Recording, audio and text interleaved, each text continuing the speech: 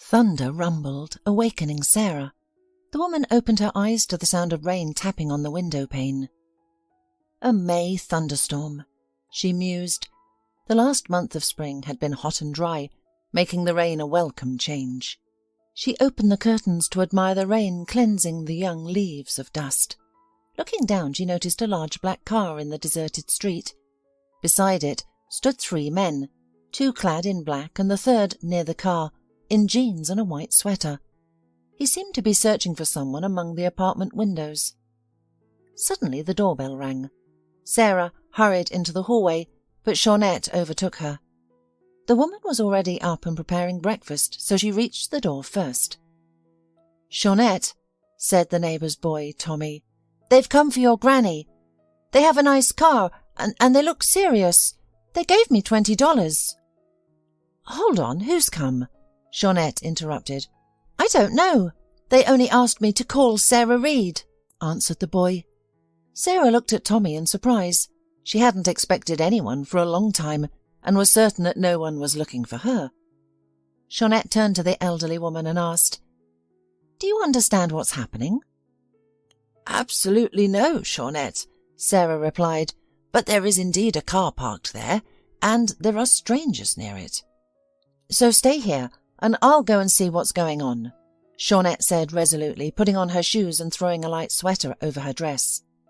She left the apartment, closed the door behind her, and headed for the stairs with Tommy following her. Sarah Reed was born in a small mountain town into an ordinary family where most of the men worked at the metallurgical plant, the town's only large enterprise. Sarah's father, Jacob, was also a metallurgist. He had married Rebecca, Sarah's mother, immediately after returning from military service. They had loved each other since school and dreamed of a large, happy family. However, after Sarah's birth, Rebecca was unable to get pregnant again, and Jacob desired a son, or better yet, several sons. His dissatisfaction with his wife and resentment over her inability to provide heirs often led to arguments. "You're nothing. Why do I need a woman as useless as you?" When Jacob caused such a scene, the woman attempted to pacify him, but most often she used to hide in her daughter's room. Sarah did not do well at school. She got from C's to B's. However, Rebecca always encouraged her daughter to pursue further education or a vocational course. She always emphasized the importance of having a profession in today's world. "Without a profession, you can't survive," her mother would say. "You could become a hairdresser, a cook, even a seamstress, but you must be capable of working." Rebecca held high hopes that Sarah would be her pillar of support in her old age, as there was no one else she could rely on. But at the age of 16, Sarah became pregnant. For several months she managed to hide her sin, but when her belly became noticeably rounded, she had to confess to her mother, and the latter, shaking with fear, told her husband. Jacob's shouting and swearing that night was heard throughout the street. He shouted so loud that the walls shook, and the dishes rattled in the cupboard. "You little brat! I'm going to shake it out of your belly and the nonsense out of your head." He was rushing around the house, swinging at his daughter, throwing things around in anger. "You've disgraced us. People will say about us that Jacob's daughter is a doormat." "Jacob, calm down. Our daughter shouldn't be nervous now." Rebecca tried to calm her husband. She shouldn't be nervous, but she can flirt with men," yelled her father, not relenting. "Stand back, mother. I'm going to teach her a lesson." "Don't, Jacob. Don't touch our daughter. I'll take her to the doctor tomorrow and sort everything out." Rebecca went to the cupboard, where she had a bottle of whiskey, hidden behind other dishes. She took out a shot glass, slammed it on the table and poured. "Drink up, Jacob. Drink up and calm down." The man quickly downed his drink, and Rebecca refilled his glass. She knew her husband would relax after a few drinks, and perhaps he wouldn't hit Sarah. She didn't want to bring her pregnant daughter with bruises to the doctor's office. Walking in silence from the women's clinic the next day, Sarah and Rebecca wondered what the future held. The pregnancy was too advanced, and there was nothing to be done about it. Instead, the doctor instructed them to complete a medical examination and get tested. When questioned about the baby's father, Sarah claimed there wasn't one. "I should report this to the police and Child Protective Services," the doctor said sternly. "You must tell me who did this to you." "He was just passing through town. He's gone now and I don't know where he is." "Do you at least know his name or where he's from?" When Sarah remained silent, the doctor sighed.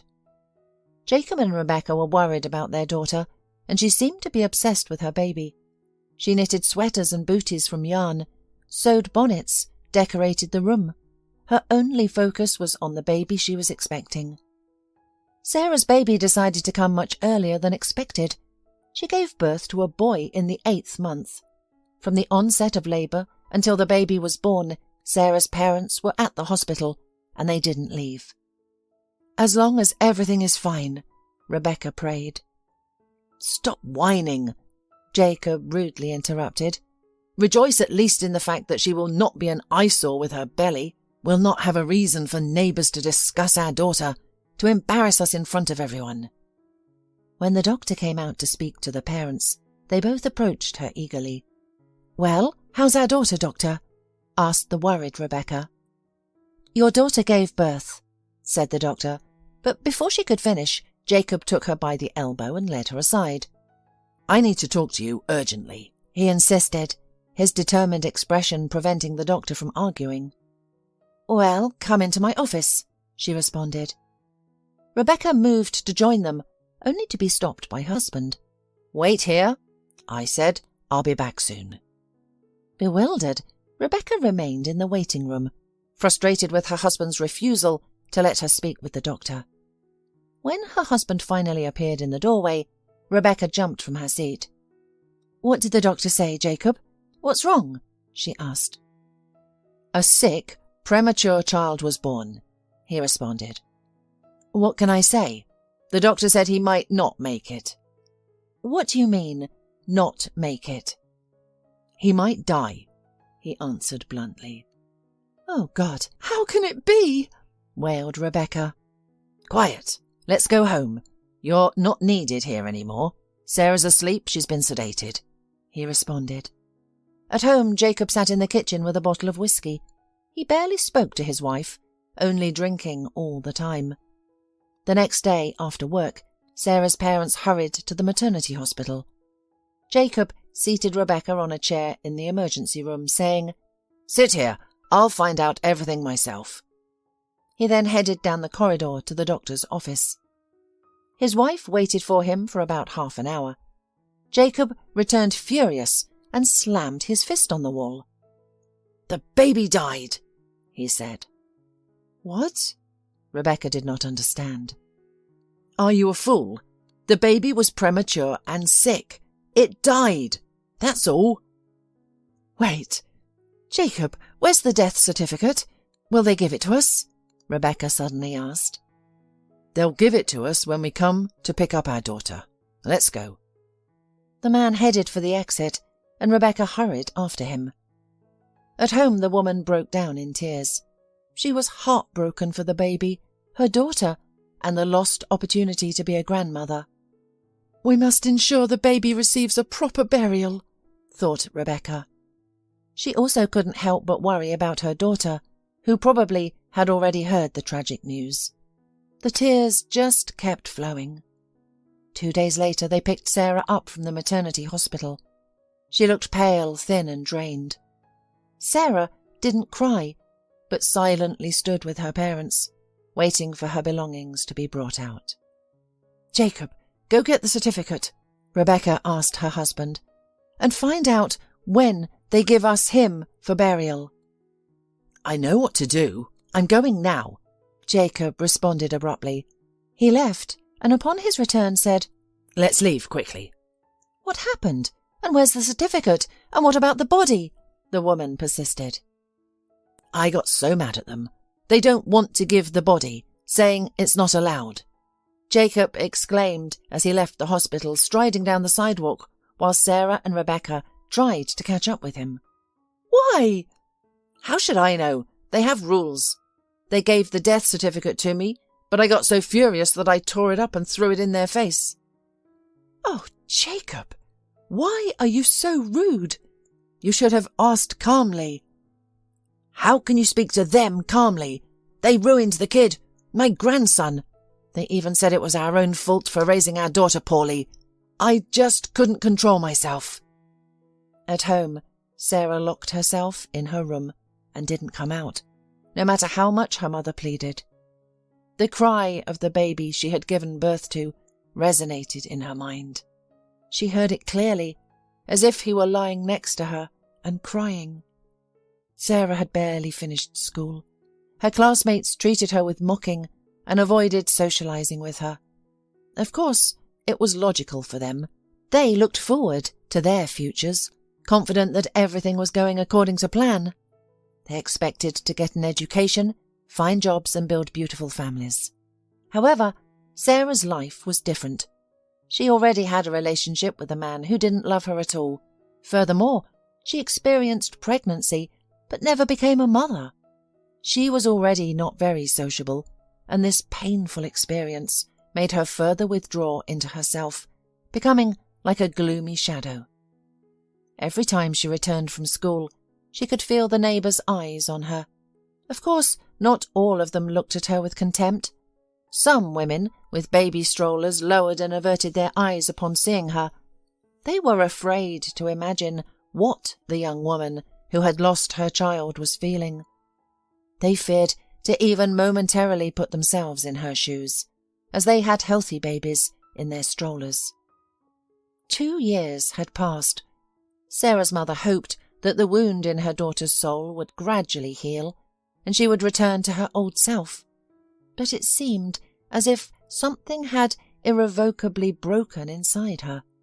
After graduation, the girl landed a job in a supermarket, showing no interest in further education. Her father now drank every evening. After returning home from work, he would sit at the kitchen table, demanding a bottle and a glass. Rebecca found herself automatically buying alcohol after work to avoid his wrath if there was nothing to drink at home. "Jacob, what are you doing to yourself?" Rebecca would ask. "Why are you ruining your health?" "Shut up, you fool," Jacob would rudely snap back. "It numbs my sin. Pour!" To avoid a scene, the wife would dutifully pour the bitter drink into a glass. 2 more years passed, and this Saturday evening mirrored countless others. Jacob relaxed in the kitchen with a beer, while Rebecca cooked something by the stove. Their daughter, Sarah, would soon be back from work and would need to be fed. "Jacob, maybe it's time to stop drinking. Perhaps you could watch some TV at least," suggested Rebecca. "Leave me alone.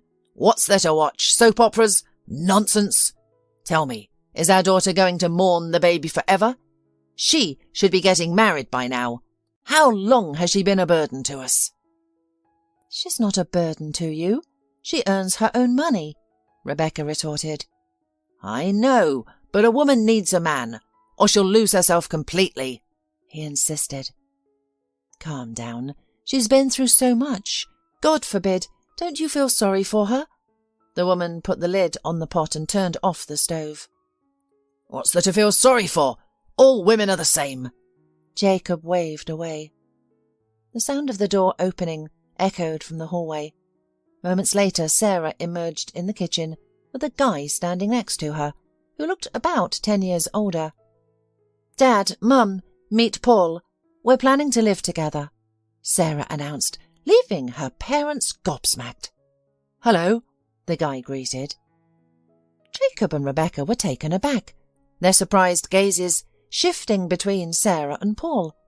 They hadn't anticipated such a move from their daughter. Rebecca had assumed Sarah wasn't seeing anyone and certainly wasn't planning to marry. When did all this happen? "Well, great."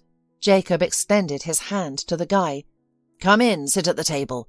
Rebecca, set the dinner and get another glass for our guest. Let's talk." The family settled down for dinner. Rebecca placed the plates on the table, served the pasta and meatballs, and took a seat herself. Sarah ate in silence, her eyes downcast. She appeared indifferent to everything happening around her. "Well, let's toast to get acquainted." Father raised his glass and Paul joined him, downing his own in one gulp. "How long have you two been dating?" "A week now, Dad," Sarah replied, toying with her food. Not too long, I must admit." Jacob scratched the back of his head and refilled the glasses. "And you both have already decided to get married?" "No, we won't have a wedding," the daughter replied. "Why not?" "We decided there's no point in spending money at a useless wedding," Paul interjected. "There is no point in gathering a crowd of unnecessary people." "And you think it's acceptable to get married together without a proper wedding, do you?" Jacob retorted, growing angry. "Absolutely," Paul responded, taking another drink. "Look, Rebecca, what they're doing." The indignant father, who was quite tipsy, continued, "I'll get beaten up at the factory for marrying off my daughter and not inviting my team." "Mr. Reed, you can invite your colleagues and celebrate our future happy life," the young man replied. "Have a drink and a snack with them. What do we care? Who are they to us?" Jacob carefully examined his future son-in-law, then slammed his fist on the table so hard that the plates bounced, and Paul's empty glass tipped over, rolled and fell to the floor. "I decide what is important and what is not," the father shouted. "Calm down, Jacob," Rebecca soothed her husband, realizing that a serious scandal or even a fight could erupt from this spark of anger. Jacob took another drink, calmed down slightly, and continued the conversation. "And where do you two plan to live?" "Dad, Paul has his own one-bedroom apartment. It will be sufficient for us," Sarah responded, her demeanour emotionless. She remained unaffected by her father's disapproval and calmly poured tea for the men. "You'd better drink your tea, or you'll both end up completely drunk." "So, there's dwelling. Good," the man approved. "Where do you work? Not at a plant?" "No, sorry, that sort of life isn't for me," Paul replied. "I have a small clothing shop in the market. I buy cheap in the capital and sell at a higher price here." "So, you're a bargainer," Jacob interrupted. "Why should I be a bargainer?" Paul objected. "I'm an entrepreneur." "All the same," Jacob dismissed with a wave of his hand. He fell silent for a moment, then asked in a more peaceful tone, "Are you in love, or what?" "Jacob, love isn't the main thing these days," Paul responded. "What's more important is trust, support, and financial stability between a husband and wife. In the past, girls were married off without love, and they managed to form strong, prosperous families." "Don't say nonsense," Jacob countered, pointing his index finger. "In the old days, parents chose the grooms, but you've appeared from nowhere. We know nothing about you, yet you expect us to hand over our daughter." Paul leaned back in his chair and smiled wryly. "Ask away. I'll answer all your questions." Outside it was already dark. Sarah leaned against the wall, watching her father and Paul discuss her future while they continued to drink. Eventually, the father said in a slurred voice, "Do what you want. Live your life, Paul. I can see you think intelligently, like a businessman." A month later, Sarah and Paul married, and Jacob declared to his wife, "Now, no one can dare to call my daughter a promiscuous girl. She's a married woman now. That's how it is." The capital greeted the new day. Highways, streets and avenues gradually bustled with life as cars filled the roads and people hurriedly went about their day. During the night, a warm summer rain had fallen, cooling the asphalt that had been heated by the intense summer sun. Hannah emerged from her bedroom and descended the stairs. The housekeeper, Erin, greeted her. "Good morning. Shall I make you some coffee?" "Don't worry, Erin, I'll do it myself. Is Arthur still at home?" Hannah asked. "Yes, he's in the dining room having breakfast," Erin replied. "Good," Hannah responded. proceeding to the dining room where her husband was finishing his cheesecake. Erin had been working for the Lewises for 5 years. Her calm demeanour, cleanliness and frugality had made her indispensable to the family. She not only helped maintain the large house and cooked excellently, but she was also able to keep her mouth shut to make sure that what was going on in the house did not go beyond the high brick fence. "Good morning, dear." Hannah pecked her husband on the cheek. "Are you leaving already?" "Yes, darling, there's a lot to do today," Arthur replied, wiping his mouth with a napkin. "I've scheduled a meeting for this morning." "Will you be back late, as always?" Hannah asked with frustration. "I'll try not to be late." The man left the table, hugged his wife, kissed her and headed for the exit. "Bye. Don't miss me too much." Hannah and Arthur had been in love since their student days. After graduation, they married. With the help of Arthur's parents, his career quickly flourished.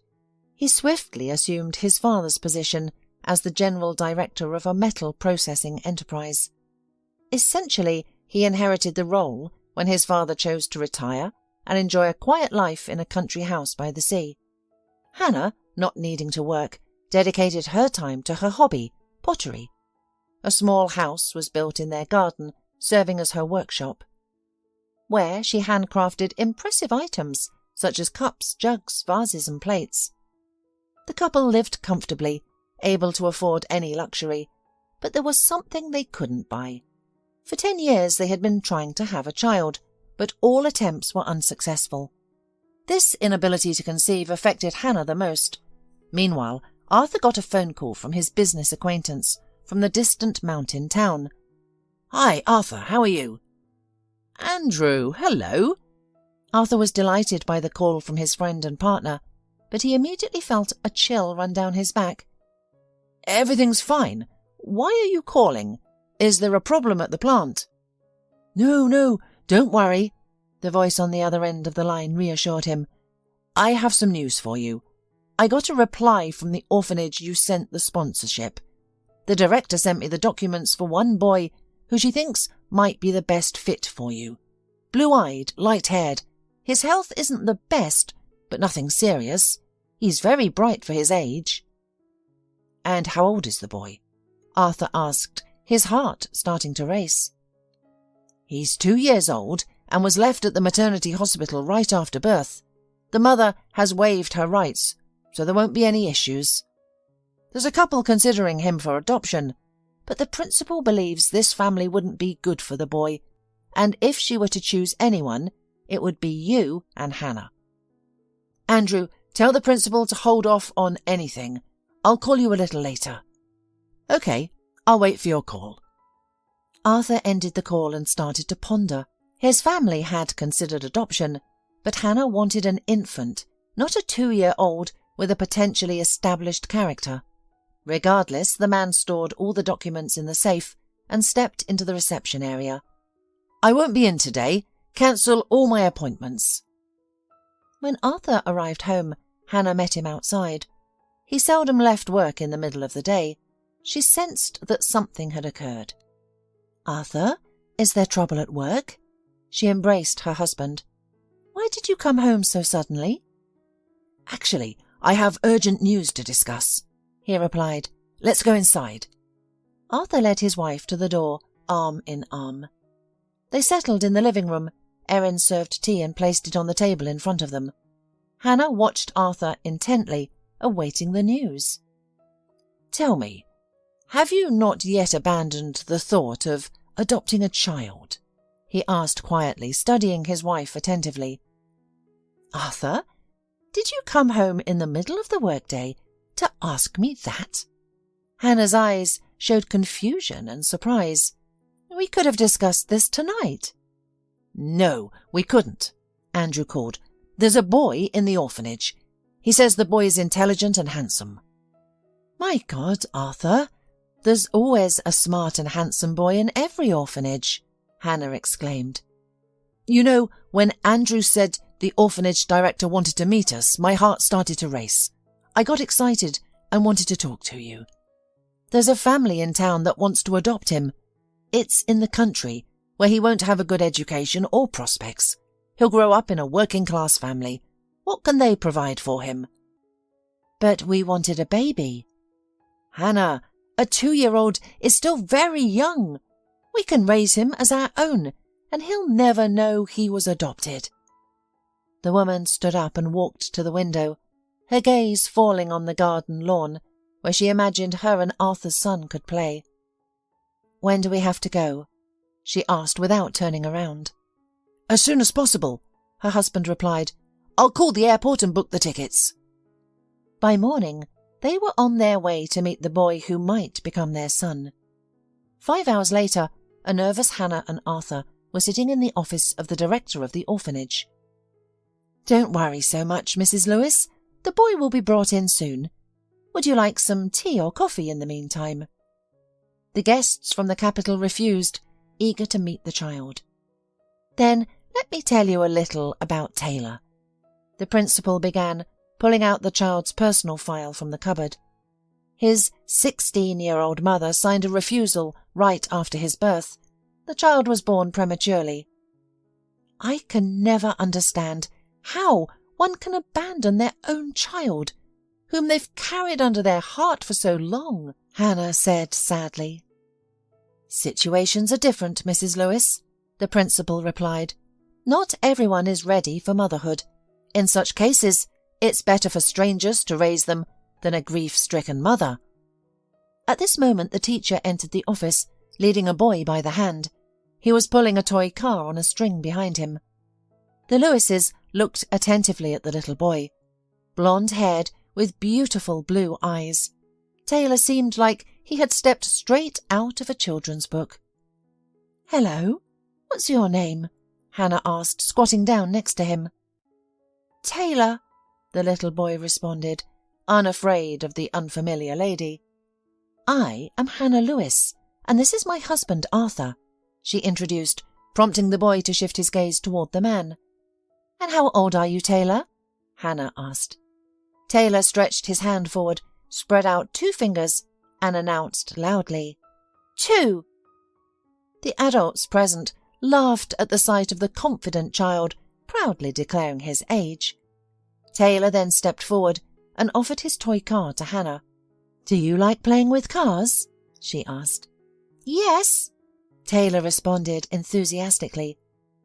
"And would you like to go to a place where there are many, many cars, and they will all be yours?" Taylor nodded his head, appearing direct and confident, despite the adults watching him closely.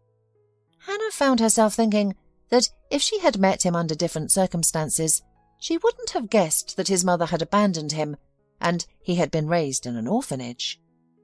As Taylor was led away, Arthur and Hannah exchanged glances. Their opinions had coincided throughout their 10-year marriage, and they did so again now. Arthur's eyes seemed to say, "This is our boy," while Hannah's eyes responded, "We will love him more than life." Upon returning home, they began to prepare for adoption. Arthur instructed his lawyer to gather and process all the necessary documents. Meanwhile, Hannah was bursting with anticipation at the thought of finally having a son.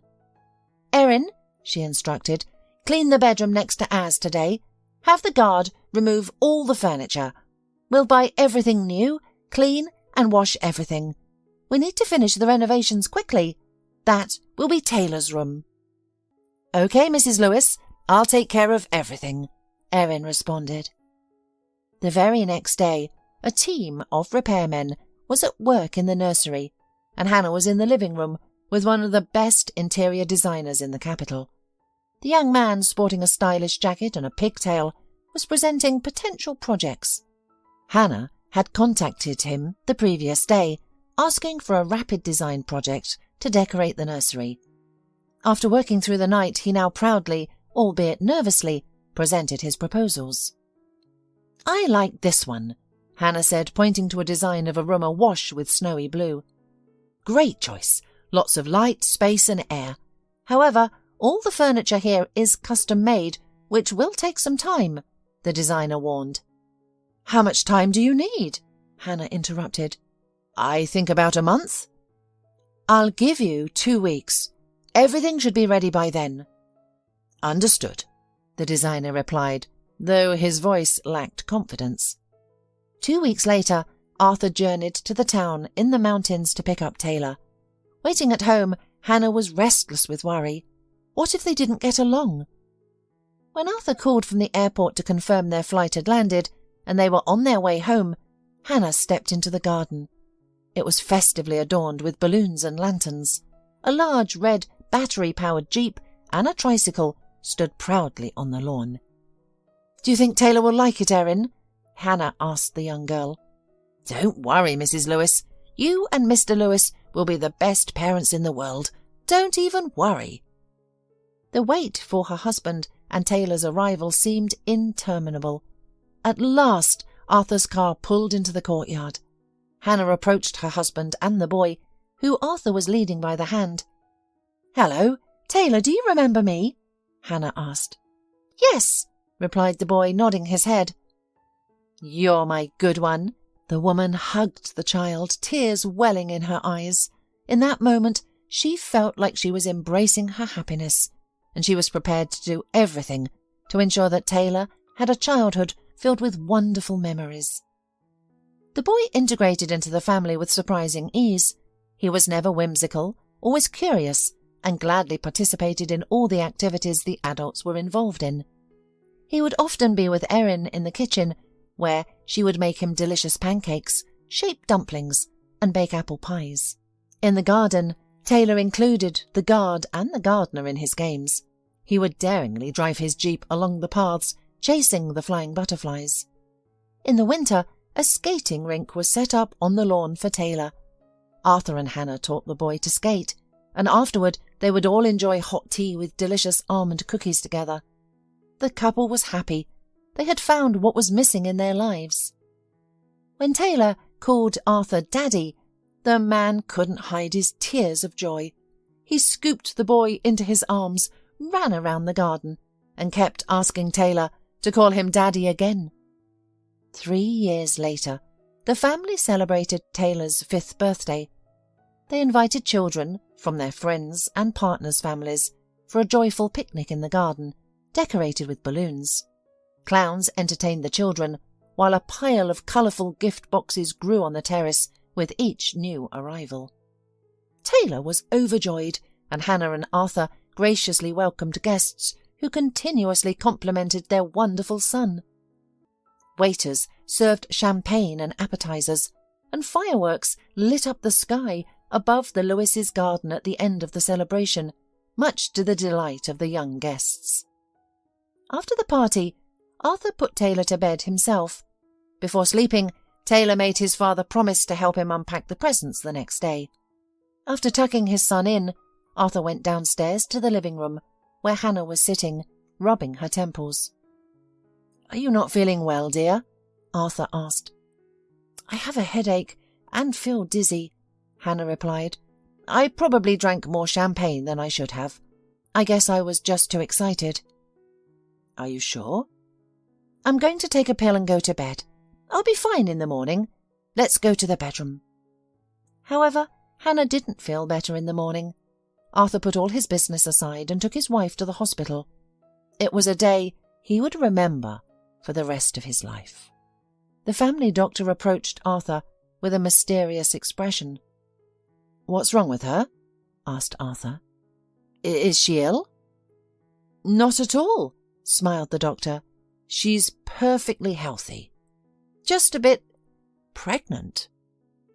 Arthur didn't immediately grasp the doctor's words. He looked at the doctor as if he were a ghost that had appeared in the middle of the night trying to confuse him. "Just a bit what?" Arthur asked. "Mr. Lewis, your wife is 5 or 6 weeks pregnant, but we need to conduct a more thorough examination." When Hannah came out of the office, she walked up to her husband and looked carefully into his eyes. "Dear, God has rewarded us for giving happiness and a family to Taylor. Now he will have a little brother or sister."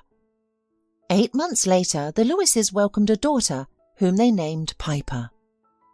Meanwhile, despite marrying Paul, Sarah had no happy expectations. She did not love him, He just wasn't disgusting to her. Paul was reasonably good-looking, owned a small business, a small clothes shop, and had a small apartment. Sarah was tired of her father's daily drunkenness, his nonsensical talk, constant swearing, and the lack of peace. She yearned for a new, calm life and independence. Paul was a regular customer at the supermarket where Sarah worked. He was immediately drawn to the new cashier. He attempted to gain her attention and often complimented her. One day he invited her for a walk after work, and surprisingly, she agreed. Throughout their walk, Paul maintained an animated conversation, while Sarah mostly listened, offering brief responses. They began to see each other occasionally, mostly when Paul could escort Sarah home after work. One day, Paul said to Sarah, as they were saying goodbyes at the entrance, "It's easy for me with you. Shall we live together?" "Together? Like brother or sister? As neighbours? Or maybe as husband and wife?" Sarah asked sarcastically. "Which option do you prefer?" "Why would you say that?" "You know what I mean," Paul responded, somewhat offended that his words weren't taken seriously. "Come on, don't take offence," Sarah said. Soon after that they appeared before the girl's parents, and a month later they tied the knot. Living with Paul initially brought Sarah joy. They had fun together, always going out, visiting the movies and enjoying time in nature. Soon, Sarah left her job in the supermarket to work in Paul's shop. Why pay a salesman when you can sell clothes yourself? All the money goes into the house, Paul persuaded. Sarah gave in to his entreaties, but she regretted it the following winter. The harsh frosts forced her to pile on clothes and wrap herself in shawls to prevent freezing while standing all day in a poorly heated standalone store. "Wait a bit, we'll save up some money and rent a space in a shopping centre," Paul persuaded her. However, Sarah felt as if winter would never end, and they would never save enough money. "Here, have a drink to keep warm." A neighbour who sold women's underwear in the next shop once offered her a flask with heavy drink. "Take a sip. You'll feel warm all over right away." Soon Sarah started carrying the same flask to work. One day after work she found her husband Paul in the kitchen with only a bottle of whiskey and a glass on the table. The man looked at her with a blurry gaze and slammed his fist on the table, making Sarah jump in surprise. "You were lying, vile wench." Paul rose from the chair, his expression menacing and furious. "Paul, I don't understand. Why are you speaking with me like that?" Sarah backed away. "You've been deceiving me all along," the husband sputtered. "I thought you were a modest, quiet, normal woman, but you've been gallivanting with men since school. And not just that. You have been carrying a baby from who knows who." A stinging slap jarred Sarah back to reality. She clutched her burning cheek, looking fearfully at her husband. Fear gave way to resentment, which manifested in tears. Sarah locked herself in the bathroom and cried for an hour. When she emerged, her husband was asleep at the kitchen table, his head resting on his hands. After that incident, Sarah's family life began to deteriorate. Influenced by gossip from acquaintances and neighbours, Paul started treating her poorly. Everyone who discovered who his wife was felt obligated to reveal the truth about Sarah to him. Rumours and gossip stoked the flames of Paul's anger and wounded his pride. His drinking started to increase. One evening, Sarah sat across from him at the table. "We need to have a serious talk," she stated in a calm but firm voice. "What happened in school should not affect our lives now. That chapter is closed, and the past is the past. If you're unhappy living with me, I'll leave." "Why didn't you tell me this yourself?" "What is there to tell? That I gave birth and the baby died in the hospital? Did you really need to know that? What difference would it have made? A big difference, Sarah, Paul shouted. It would have changed a lot. At least I wouldn't have looked like a fool to everyone else. Everyone knew everything, the whole town, and I was the only one left in the dark. Why have you done this to me? I didn't think it would matter to you. I thought you married me, not the gossip you're hearing now. I won't apologize. I didn't do anything wrong. Life has just taught me a lesson. A single large tear streamed down Paul's cheek. Sarah felt sorry for her husband. She rose from the table, approached him from behind and hugged him. There was no serious quarrel that evening, but the couple's life went even more wrong. Little by little, Paul stopped doing his shop and replenishing the assortment, so the revenue was falling from month to month. After 5 years, he had to close the business altogether. For the subsequent year, after closing, Paul and Sarah were almost constantly inebriated. Occasionally, Paul's friends, fellow alcoholics, would come over, start fights and cause a ruckus, much to the neighbours' annoyance. Over time, the couple drank away their savings and sold off their belongings for a pittance, all searching for their next drink. In moments of clarity, Sarah realised she needed to change her lifestyle. At such time, she got out her guests and tidied up her home. Her mind urged her, stop drinking, wise up, change your life. However, her husband's hangover demands used to lead her back to old habits. It was a never-ending cycle. This cycle might have continued indefinitely if it were not for an incident that entirely changed Sarah's life. One day she was returning from the store with a bottle in her bag. Her husband was waiting at home, but she didn't want to go back. Instead, she sat on a bench in a public garden, watching yellow leaves gently fall from the trees. It was a beautiful autumn day, the kind poets often write about. Sarah thought that it was a mistake to leave the supermarket, a mistake to go to work at Paul's shop, a mistake to marry Paul at all. Suddenly, a dignified man in a grey raincoat approached her. "Autumn is no time to be sad," he said, speaking to either Sarah or himself. It wasn't clear. The woman turned to look at him. The man had a kind face with bright eyes, crinkled at the corners, appearing about 20 years older than her. "Maybe," she responded, "but there are many other reasons." "Many?" he smiled. "Many." For some reason she felt a desire to talk to this man, to have someone empathise with her. It was as if he sensed it. "Ben."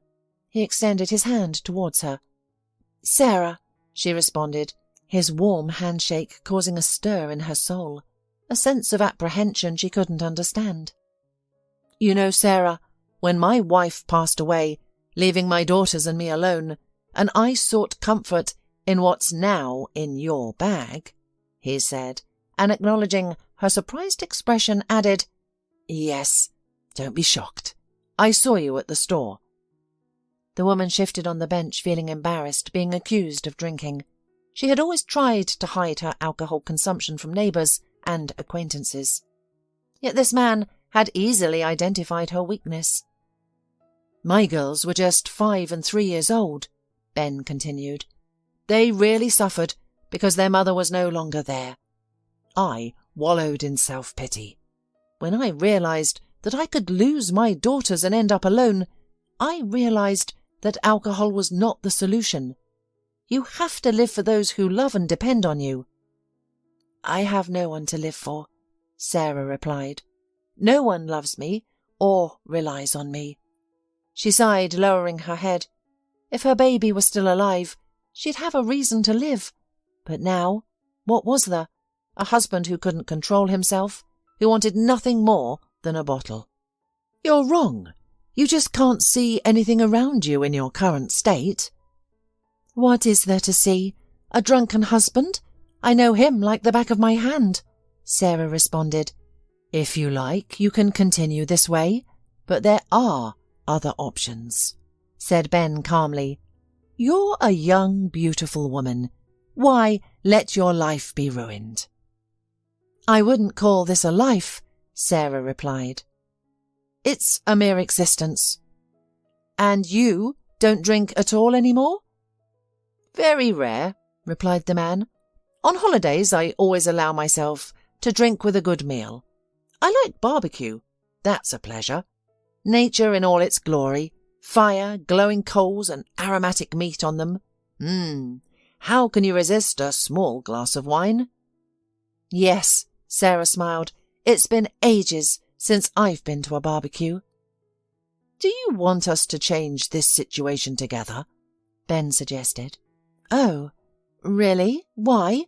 Sarah asked uncomfortably, feeling as if she was imposing on this kind man.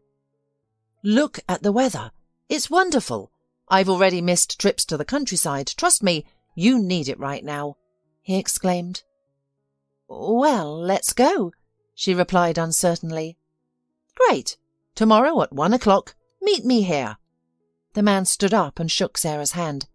"See you tomorrow." Then he turned and left down the alley. For a while Sarah watched this remarkable man, realizing that nothing in life happens without a reason. If fate had unexpectedly brought him into her life, it was a sign. On her way home, Sarah found herself smiling without noticing. She hadn't felt this light and serene in a long time. She arrived home in high spirits. Even Paul, unkempt and inebriated, with his torn t-shirt and worn-out pants, couldn't dampen her mood. Placing a bottle in front of him, Sarah was about to leave the kitchen when he mumbled, "And you? Sit down, dear. Let's drink together." "No, thank you," Sarah replied firmly. She locked herself in the bathroom and stood under the shower for a long time. She felt as though the warm water was rejuvenating her, washing away any traces of past shocks from every skin cell. The next day, dressed in jeans and a jacket, she went to the park, where Ben was already waiting for her. 2 teenage girls were with him. "Meet Sarah. This is Megan and Claire, my daughters." Ben introduced his daughters. "Nice to meet you," Sarah replied. They went to the river and found a cosy spot.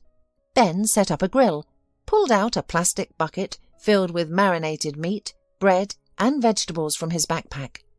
"So, girls, I'll prepare the meat and you handle the rest, okay?"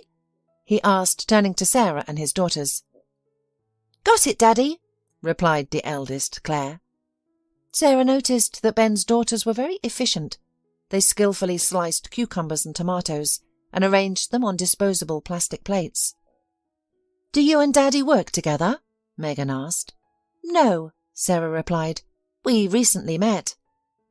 "Interesting," Claire said, scrutinizing her father's new acquaintance. "We thought you were a professor too." "Is your dad a professor?" "Of course, he teaches at the college. He teaches students," Megan said proudly. When the meat was ready, everyone sat down on the blanket that served as an improvised table. The picnic was a success. The girls were polite, though they didn't show much interest in Sarah, which made her feel better. Ben poured tea from a thermos and handed it to Sarah. "It's rosehip," said the man. "I make it myself. It's a very useful vitamin drink." "Thank you. You know, I feel so comfortable in your company," Sarah confessed, "as if I've known you for 100 years. "I'm overjoyed," Ben replied, smiling. Sarah returned home late when it was almost completely dark. "Where have you been? Did you bring any beer?" Paul asked grudgingly. "You go yourself, since you need it, and I'm going to bed." Sarah closed the door to the room. Her husband's grumbling could still be heard for a while, and then the front door slammed. The next day, Sarah went to the supermarket early in the morning where she used to work, and she was hired again. And a month later, on her way home, she saw Ben. "Hello, Sarah." "Hello," the woman smiled. "How did you end up here?" Actually, I'm waiting for you." "For me? Why?" Sarah wondered. "I want to talk to you," They walked down the alley in silence. Suddenly Ben stopped and began to talk. He mentioned that he was no longer young, and said he didn't think there would ever be a woman in his life. He mentioned his daughters who need a woman's care.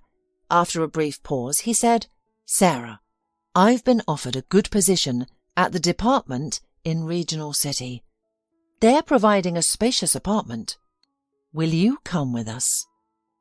"What do you mean?" Sarah asked, confused. "Just go with me. I don't demand anything from you. Just be there for me. Be my friend, my companion for the rest of my life," the man pleaded, looking into her eyes with hope. "But—" Sarah began to object, but Ben silenced her with his hand. "Don't say anything. You have a week." He handed her a business card. "Here's my phone number. If you agree to my proposal, I'll be very pleased and happy. Now, let me walk you home. It's late and dark." They walked up to Sarah's place in silence. She didn't need words. She already knew she wanted to be near this mature, intelligent and wise man. A week later, she, with only one bag of belongings, left with Ben and his daughters for the regional city, leaving behind her drinking husband and a life of despair. At the Lewis mansion, a festive mood prevailed. It had been 23 years since Taylor joined the family. Throughout these years, the couple never once regretted adopting him. However, they decided not to reveal the secret of his birth. They loved him deeply, and their affection was reciprocated. For the boy, no one was more precious than his mum and dad, except his younger sister Piper. They were inseparable. When Piper was a baby, her older brother could spend hours with her. The 5-year age difference made him feel wise and authoritative. He always took his sister to the garden, read books to her, and even taught her how to build a snowman. And now Taylor was finishing his studies abroad and was due back home to spend the vacations. So Erin prepared a sumptuous lunch, including Taylor's favourite pie. When the car pulled into the yard, Piper rushed to greet her brother. "Taylor!" she exclaimed, hugging him tightly. "I'm so glad you're here." "Quieten down, you wild thing," Taylor laughed. Following Piper, Hannah and Arthur also stepped onto the terrace. They were all in a happy mood. "How was your flight, son?" Arthur asked, embracing Taylor. "All good, Dad," Taylor replied. After hugging and kissing his mother, they all went inside the house. Once settled in the living room, the parents couldn't help but admire their son. "He's grown so much," Hannah exclaimed. "I can't believe that our little boy is all grown up." "What did you expect? Him to stay small, chasing a ball around the yard and sneaking candies from Erin in the kitchen?" Arthur joked. The family spent the entire day at home enjoying each other's companionship. Looking at how the grown-up children fooled around, Hannah was happy. Only the state of her husband's health marred her happiness. Hannah was awoken in the middle of the night by her husband's cries of pain. Arthur's aches had worsened, and he could no longer bear them. "Hush, darling, I'll get you a pill now," Hannah said, climbing out of bed. "No need, I've already taken one. It's not helping," her husband replied with laboured breaths. "What should I do?" Hannah picked up her cell phone from the nightstand and dialed for an ambulance. By the time the ambulance arrived at their mansion, the whole family was awake. Taylor and Piper were unaware of their father's illness. Their parents had skillfully hidden it from them to avoid causing them extra worries. Arthur was rushed to the hospital, his wife accompanying him. That night, no one in their home managed to sleep. Erin, dressed in a robe and a colourful shawl, brewed coffee for the youngsters. "Erin, did you know?" Taylor asked the housekeeper. "Did you know Father was ill?" "I knew, my dear boy, but I was strictly forbidden to speak about it." She placed cups filled with aromatic beverage in front of Piper and Taylor. "Let's keep our hopes up." "Piper, we need to go to the hospital," Taylor declared. "I'm going to shower, freshen up and then go there." "I'll come with you." Hannah sat in the hospital corridor, her gaze fixated on the blinking "Do not enter" sign. Mum, how's Dad? Piper wrapped her arms around her mother, pulling her close. He's not good, sweetheart. But he's going to get better, right? They're going to help him, aren't they? I don't know, my dear. We can only have faith and hope. Mum, where's the doctor? I want to talk to him, Taylor said calmly. The woman dejectedly gestured towards the end of the corridor. The young man confidently walked towards the doctor's office. After knocking, he entered and found the doctor sitting at his desk. Hello, I'm Taylor Lewis, the son of your patient, Arthur Lewis. Have a seat, young man, the doctor suggested. The examination results just came in. Your father's condition is serious.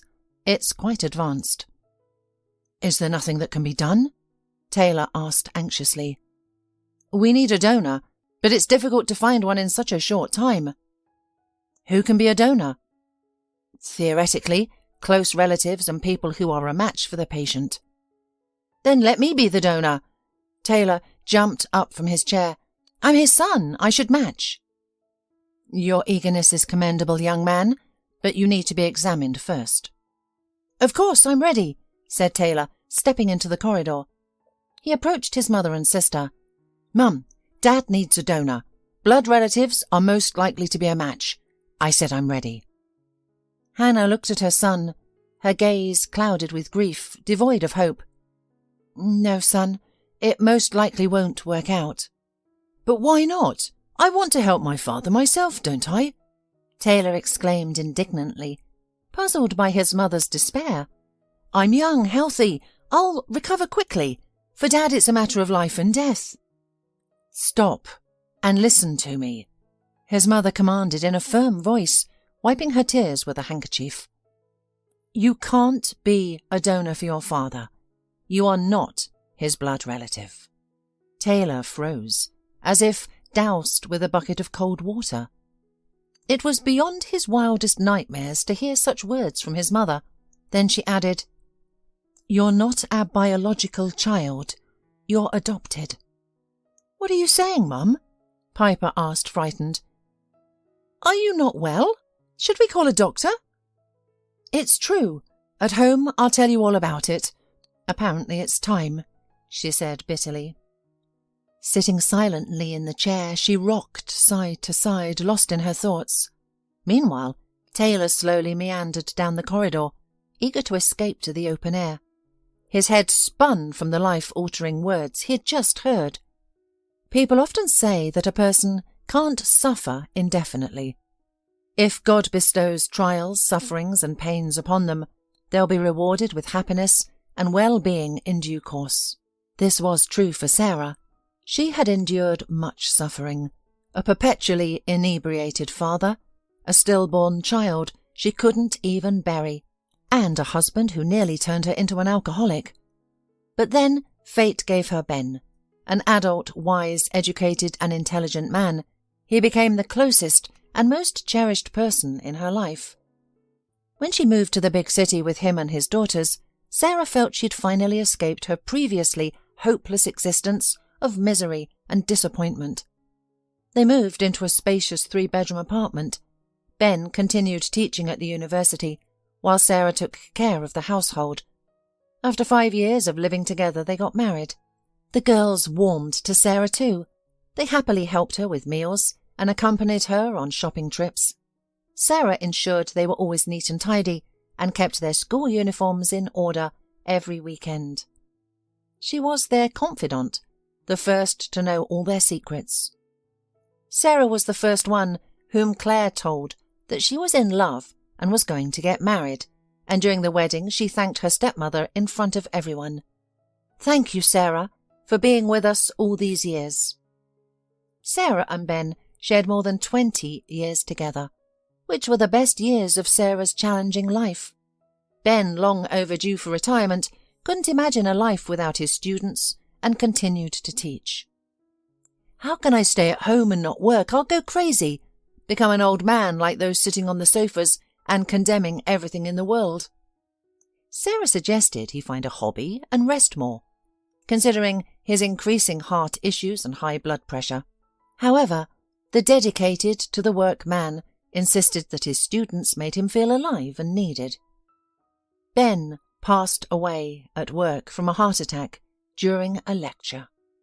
His daughters Claire and Megan arrived the same day to arrange the funeral. After the wake, they discussed their plans for their father's apartment where Sarah lived. Claire asked, "What are we going to do about the apartment?" Megan suggested renting it out until they could inherit it, given its high value as a 3-bedroom apartment in the city centre. Claire reminded her that Sarah lived there, but Megan replied, "Father once sheltered her, but he's gone now. She should go back to where she came from." And Claire agreed with her sister. The next day they packed Sarah's belongings in a bag and told her, "You don't live here anymore," as they showed her the door. "Girls, where am I going to go?" the woman asked, confused.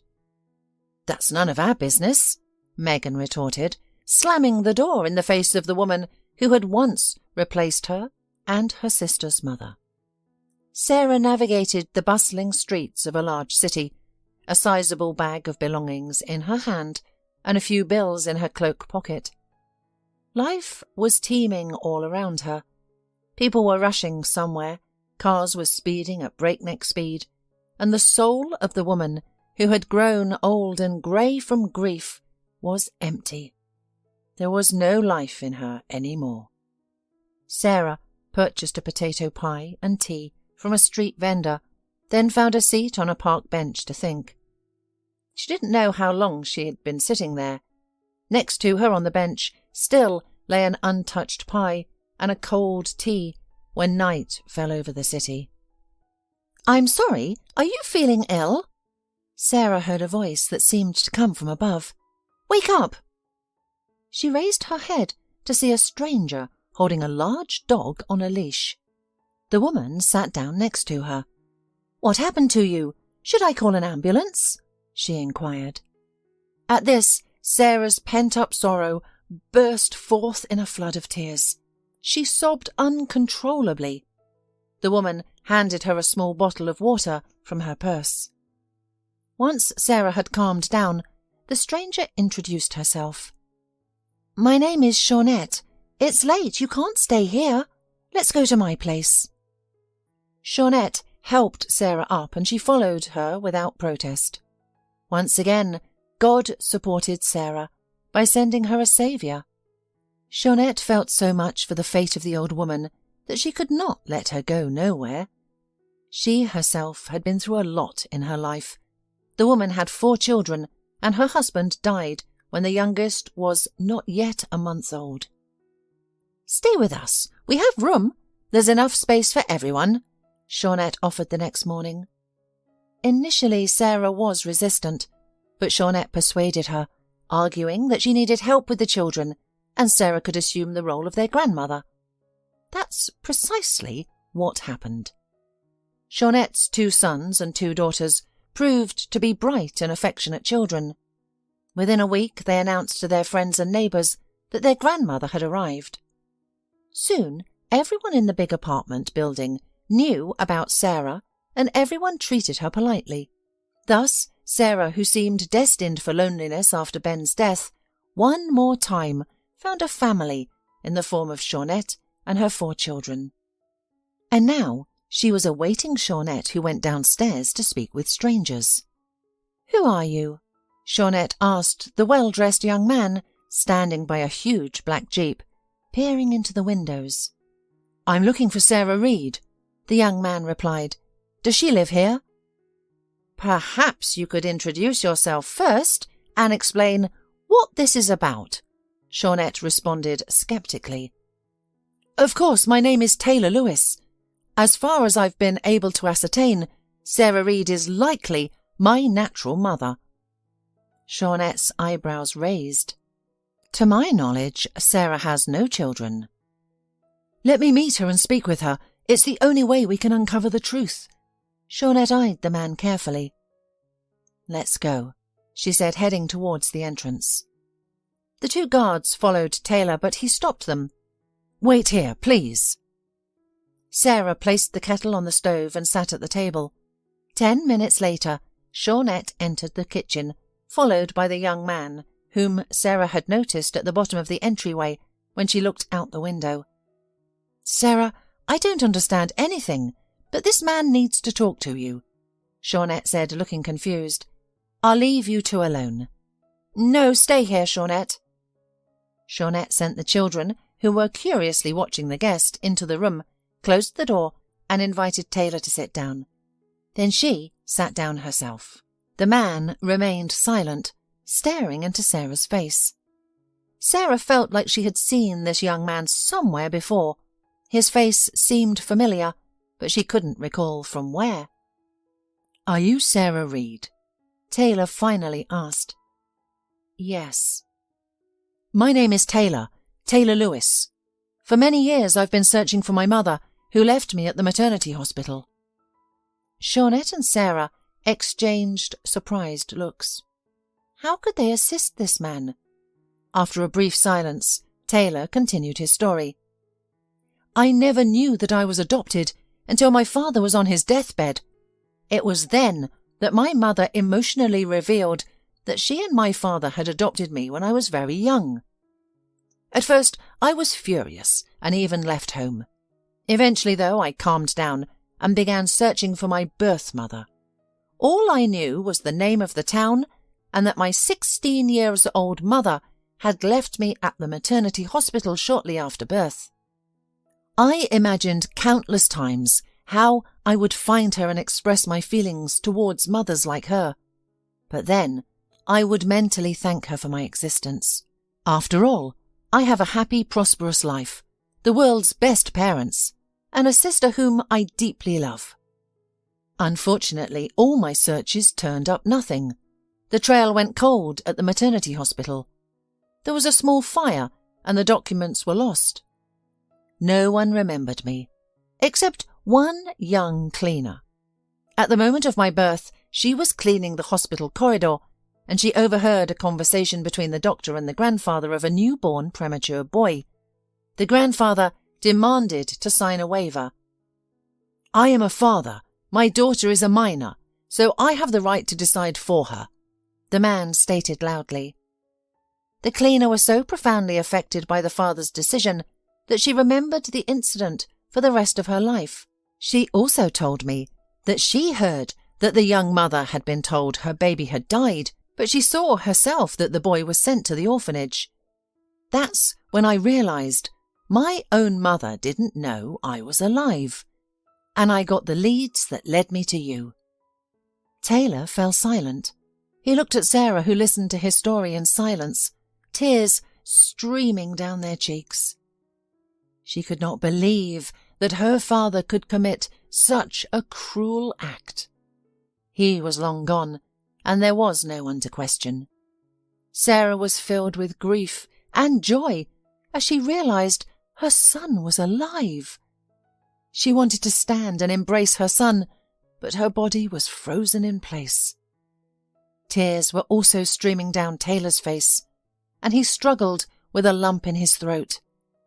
Finally, he swallowed hard and confidently declared, "I've found you, Mum. Now we'll never part again."